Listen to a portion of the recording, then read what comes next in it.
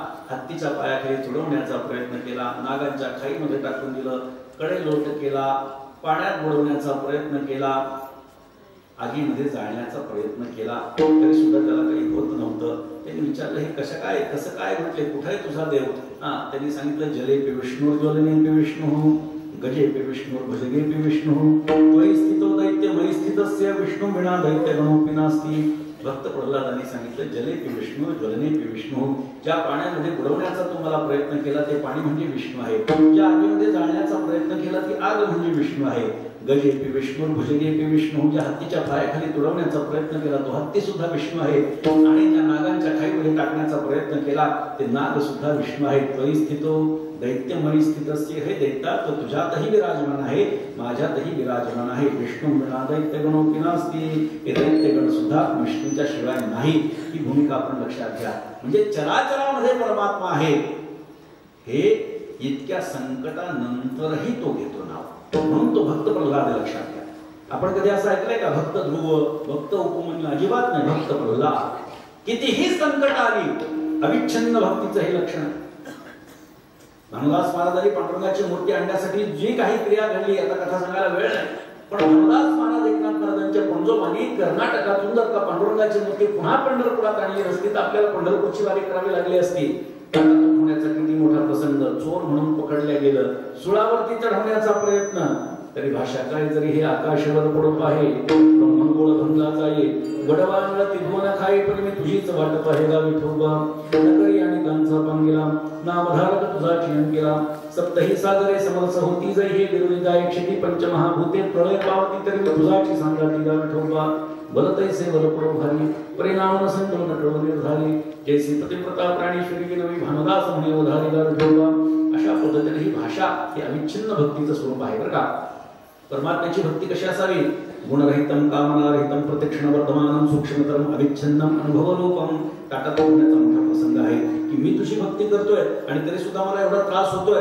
भक्त प्रल्हादाचं उदाहरण आपल्याला त्यासाठीच मी आपल्याला सांगितलं. संकटामध्ये आहे तरी सुद्धा भगवंताचं नाम, आणि सुखामध्ये आहे तरी भगवंताचं नाम. हे सांगण्याचं तात्पर्य असं आहे की बऱ्याच लोकांना संकटात देव आठवतो पण सुखात आठवत नाही. का देवा मला नोकरी लागू दे, 50 चक्र मारेल, अनेक नवस बोलेल, पण लागल्यानंतर पहिला पगार मिळाल्यानंतर देवाला आभार मागण्यासाठी जाणार नाही. बाबा पहिला पगार आला घेत, पहिला तुझ्या चरणी. हे हा मोठेपणा आमच्या मनाचा आम्हाला दाखवता येणार नाही.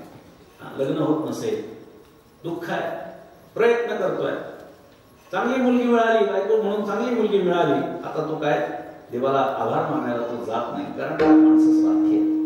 सुखामध्ये देव आठवत नाही. कुंती मातेला भगवान श्रीकृष्णाने विचारलं माग काय मागायचं, आता मला निघायचं. कुंती मातेनं सांगितलं देवा काय नको, तुझ्या कृपेने सगळं व्यवस्थित आहे. तरी सुद्धा भगवंत वारंवार जेव्हा आग्रह करू लागला तेव्हा कुंती मातेनं सांगितलं ठीक आहे, तू एवढंच जर बोलतोय ना मला दुःख दे. भगवान श्रीकृष्ण हसले, म्हणले आत्या तुला सुख दे म्हणायचंय पण चुकीनं तर दुःख दे असं काही तुझ्या तोंडातून निघालंय का? कारण जग मला सगळे सुख मागते आणि तू दुःख मागते. कुंती मातेनं सांगितलं काही चूक माझ्या बोलण्यात झालेली नाही, मी दुःखच मागते. भगवंताला विचारलं असं का? तेव्हा कुंती मातेनं सांगितलं देवा जेव्हा दुःख असतं ना, सुख असतं ना, तेव्हा तुझी आठवण येत नाही, मात्र दुःखामध्ये तुझी आठवण आल्याशिवाय राहत नाही. तुझी आठवण यावी म्हणून दुःख दे विठ्ठल.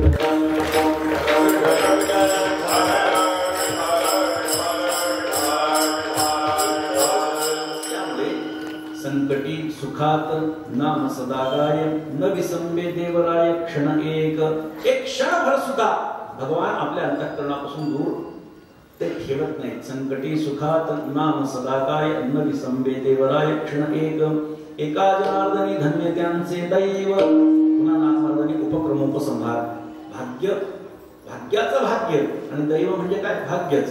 एका जनार्दनी धन्य त्यांचे दैव, आणि त्यांचं दैव असं धन्य आहे की ज्याची तो उपासना करतो तोच देव त्यांच्या दारामध्ये उभा राहतो. उभा स्वयमेव देव घरी. कदाचित नाथ महाराज आपल्या चरित्राचं वर्णन करतात की काय या अभंगाकडे बघितल्यानंतर असं वाटायला लागतं, कारण नाथ महाराजांसारखे संत दुःखामध्ये देवाचं नाव घेतील यात नवल नाही, सुखामध्ये सुद्धा नाव घेतात. माणूस जेव्हा गरीब असतो तेव्हा त्याचा परमार्थ चालू असतो लक्षात घ्या, पण पैसा आल्यानंतर त्याचा परमार्थ त्याच्यापासून दुरावतो. मी अनेक अशी उदाहरणं बघितली, आपण सुद्धा बघितली असतील की आधी देवदेव करणारा माणूस वारीला जाणारा माणूस काहीतरी व्यवसायामध्ये, उद्योग धंद्यात, शेतीवाडीत पैसा मिळाला की देवाला दूर ठेवतो.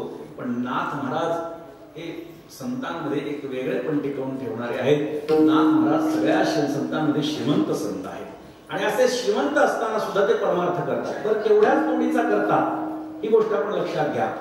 म्हणजे सुख आहे तरी सुद्धा परमार्थ आहे. हे नाथ महाराजांचं वैशिष्ट्य आहे. संकटी सुखात नाम सदा गाय न विसंबे देवराय क्षण एक. एका जनार्दनी धन्य त्यांचे दैव स्वयमेव देव घरी. नाथ महाराज स्वतःचं वर्णन करतात. मी सांगितलं त्याचं कारण असं आहे. दत्त चोपदारी करीत असे निळावणे देव रावे ज्याचे घरी. दत्त चोपदारी करीत असे.